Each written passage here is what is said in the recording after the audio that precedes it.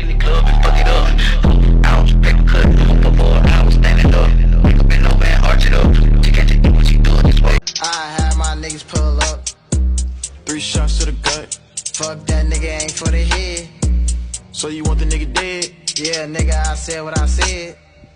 Nigga, what about the feds? She wasn't out in the streets. She don't go nowhere. You know, you see it, but you know, it's, you never think it'll hit home. And not Pinky. Not Pinky. We just want everyone to be arrested who has something to do with my daughters. We want answers! We want justice! Like, this is the morgue. And I was like, the morgue? They was like, yes, ma'am. They was like, well, we're waiting on your daughter's body to come through. I'm like, whoa. That call came at 8:45 in the morning.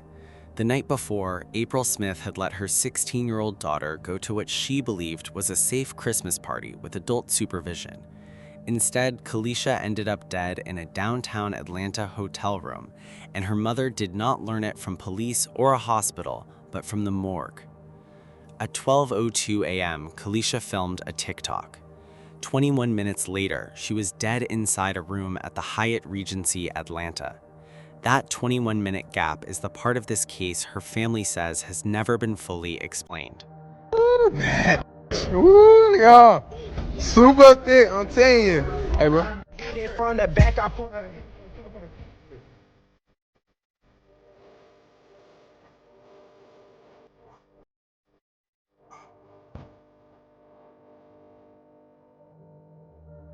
Kalisha Williams was born on January 1st, 2004. Everyone called her Pinky. She was a student at South Atlanta High School, and her family described her as creative, bright, and someone who liked staying close to home and the people she trusted. TikTok gave her a stage. She was not a major influencer, but she had a real following for a 16-year-old and cared about what she was building there. To the people around her, it looked harmless, just a girl dancing, creating, and enjoying the platform she had. By Christmas of 2020, teenagers had already spent months cut off from anything normal. So when a holiday party came up, Kalisha wanted to go. Her parents said yes because they believed it would be supervised and safe. Kalisha was, by her family's account, exactly the kind of teenager who should never have ended up in a hotel room in downtown Atlanta at midnight on Christmas with no adult anywhere nearby. She ended up there because she trusted people who told her it would be safe. South Atlanta High School is not a school that produces the kind of teenagers who make national headlines for the right reasons. It is a school in a neighborhood that has absorbed decades of disinvestment, where the students are predominantly Black and predominantly working class and predominantly treated as less of a priority than the students in schools that receive different attention. Kalisha Williams was a student there who was trying to do something with the platform she had been given. She was not chasing danger. She was not living recklessly. She was building something small and real on TikTok and staying home most of the time because she was the kind of teenager who preferred that. The adults in her life, her mother, her stepfather, were watching her carefully, asking the right questions, trying to make sure that her ambition and her social life stayed inside boundaries that would keep her safe.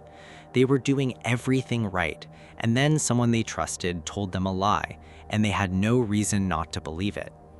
That is where this story begins, not in a hotel room, but in a phone call between two mothers where every assurance given proved false.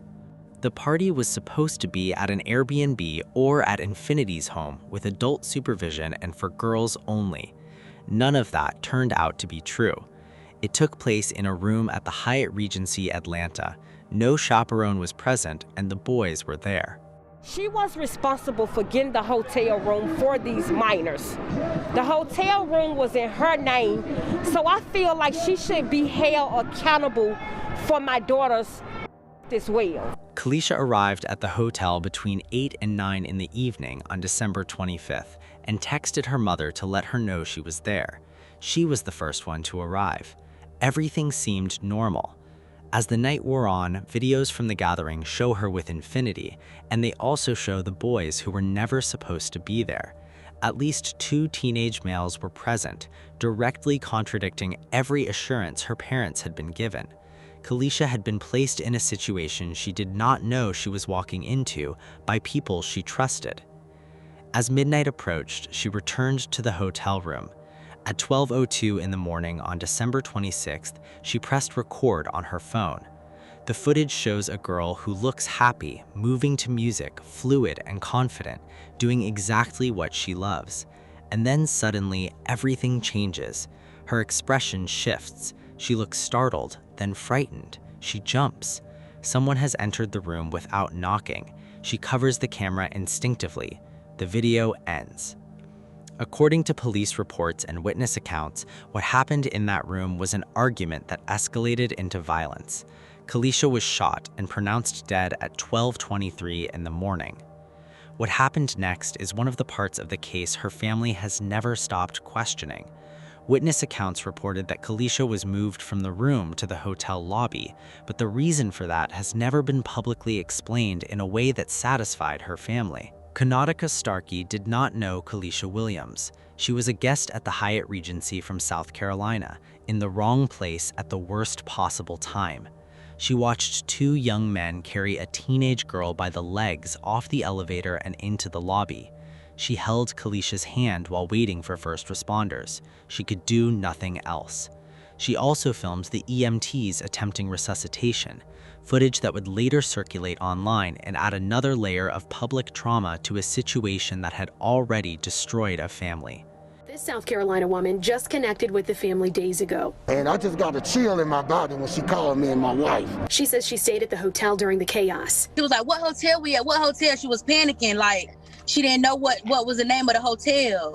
I seen two guys walking off the elevator with a little girl holding her, holding one leg. One was holding one leg and the other one was holding the other leg, and that was saying she had been.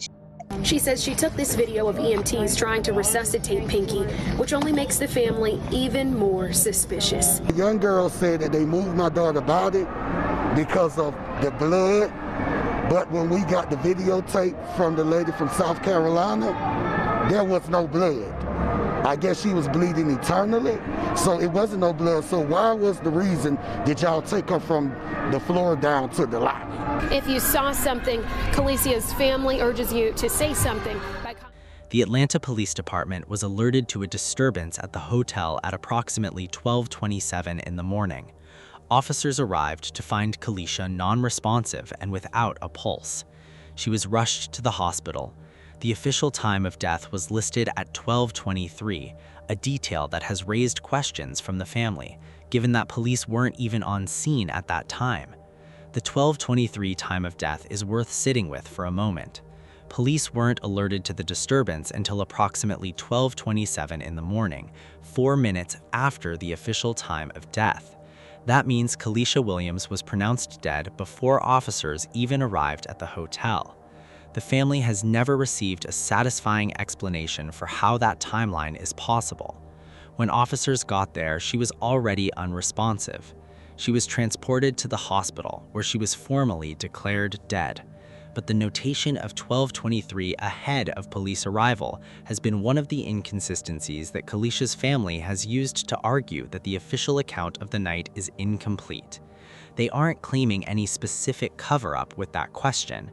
They are doing every grieving parent would do, looking at a set of facts that don't align the way they are supposed to and asking why.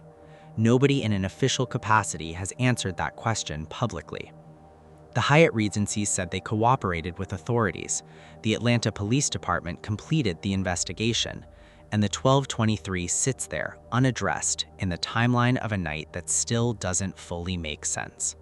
The timeline, like so much else in this case, doesn't fully add up. And for April Smith and Ronnie Savoy, those gaps are not minor inconsistencies. They are the difference between knowing what happened to their daughter and spending the rest of their lives not knowing.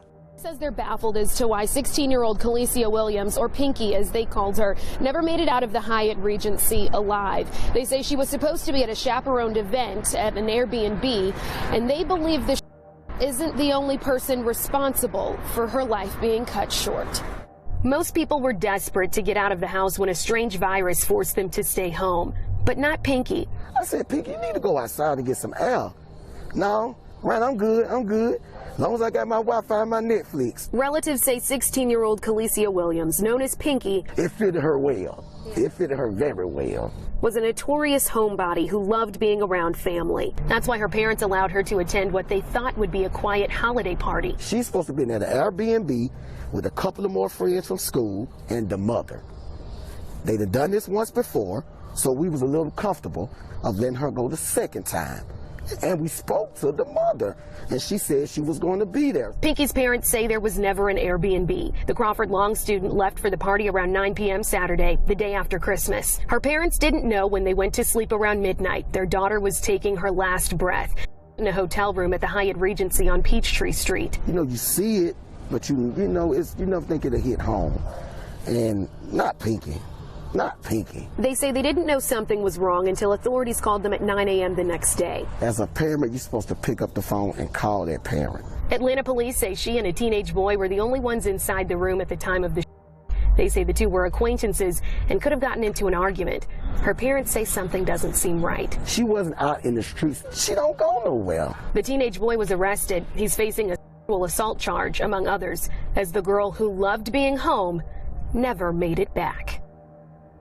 Kalicia's death marks the city of Atlanta's 153rd homicide this year, and it was the third to take place in less than 24 hours that Saturday. Kalicia had been dead for hours before April Smith learned anything had happened. The call came from the morgue, not from police or the hospital. That delay is one of the details her family has never felt was properly explained. The Atlanta Police Department launched an immediate homicide investigation. A 16-year-old boy who had been in the room with Kalicia was detained at the scene. He admitted to the shooting, claiming it occurred during a heated argument. He was charged with felony murder, aggravated assault, reckless conduct, and possession of a firearm by a minor under 18. He was taken to the Metro Youth Detention Center. Because of his juvenile status, official news outlets, including the Atlanta Journal-Constitution and Fox 5 Atlanta, kept his name anonymous in their reporting, which is standard practice when a suspect is a minor. Community sources, including online forums and the Change.org petition created by Kalicia's supporters, publicly identify the suspect as Kyrie Brown, also known as KC. This video references that name as community-sourced and not officially confirmed. Official records do not publicly name the suspect due to his age at the time of the offense. The community petition, titled Justice for Pinky, includes additional allegations about what happened in that room before the shooting, including claims never confirmed by police or reflected in the publicly reported charges. Those claims remain unproven and should be treated that way. The families has argued for years that the accountability in this case never matched the full chain of decisions that led to Kalicia being there that night. The person who pulled the trigger was charged, but the adults and other choices that placed her in that room never produced additional criminal consequences. The questions Kalicia's family has been asking since December 26, 2020 are not complicated. They are the questions any parent would ask. Why was the body moved from the room to the lobby? Why was there reportedly little to no blood in the hotel room where a 16-year-old was fatally shot? Why has the hotel surveillance footage from the 21 minutes between 12:02 and 12:23 never been made public? Who was in that room? When did they enter and when did they leave? And why were the people who were present beyond the one person who remained and was admitted to the shooting never charged with anything? The explanation offered that the body was moved because of blood did not match what the South Carolina witnesses' footage showed in the lobby. No visible blood where Kalicia was lying down. April Smith's question is a direct and logical one. If the body was moved because of blood, why was there no blood where they placed her? The inconsistency has never been officially addressed in public. The hotel issued a statement calling the incident an isolated event, confirmed cooperation with police, and cited privacy concerns as the reason they could not provide further details. Tonight here at home, family and friends of a 16-year-old who was shot to death last month gathered today not only to honor her, but to call for action. Atlanta police say a teenage boy was arrested after the shooting at the Hyatt Regency, but as Fox 5's Alex Whitler reports, her family says that's not enough. 1 month ago today, a 16-year-old girl went to what her parents thought would be a chaperoned holiday party, and she never made it back home. Her parents question where the adults were during the violence and say they want to see more people face charges.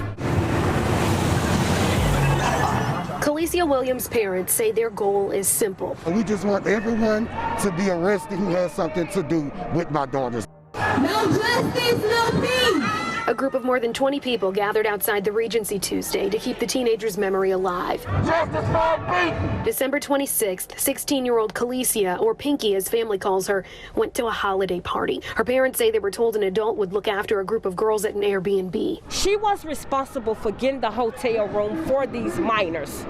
The hotel room was in her name, so I feel like she should be held accountable for my daughter's as well. They didn't learn the group was staying at a Hyatt Regency until they received a horrific call the next day. Like, this is the morgue. And I was like, the morgue? They was like, yes, ma'am. They was like, well, we're waiting on your daughter's body to come through. I'm like, whoa. Khaleesi's parents say that call didn't come until 8:45 a.m. The teen was pronounced at 12:23 in the morning, 8 hours prior. It was just a lot of foul play, and I'm just trying to put all the pieces together because I don't feel like the system is doing enough work to help me. Khaleesi's mother says this is the last known video that shows her daughter alive. It shows her making a TikTok dance and appears startled when someone comes into the room. Within seconds, the video ends. I want the surveillance footage of what happened. You know, who went in that room, who came out of that room, who was all there, what took place. I need to know what happened after she made that last TikTok video at 12:02 and she was at 12:23. I need answers from 12:02 to 12:23. The demonstration lasted hours, and the family says it's just the beginning of their fight for Pinky. We want answers. We want justice.